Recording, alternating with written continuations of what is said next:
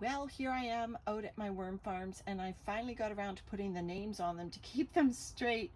This is Teenie, and Teenie is the bin that I sunk the toilet roll into it, the toilet paper roll.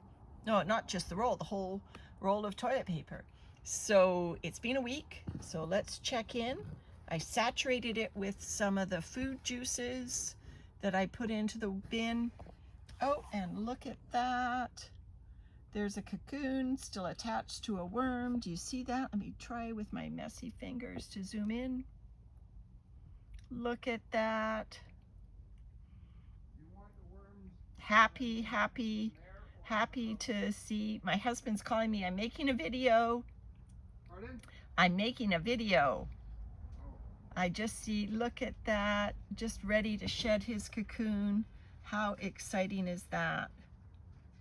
So following him over the edge, I definitely don't want to disturb that process. So excited to see that. Micah, I hope you're watching, because that's really exciting to see the cocoon freshly going to be laid by those worms. So let me try to zoom out again. Sorry for the shaky video. I'm balancing here like you wouldn't believe with one hand.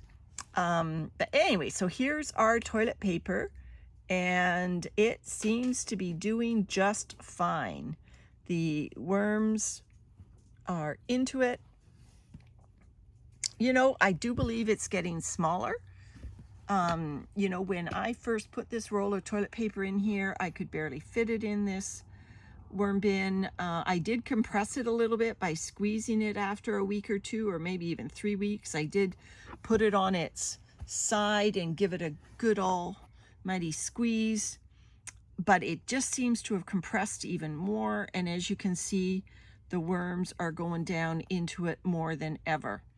So I am very, very excited to see that. And you know, they're living in the center of it. You can see them crawling in the center tube. I filled it with some food, and I dribbled the juice onto the paper itself. So they are loving it.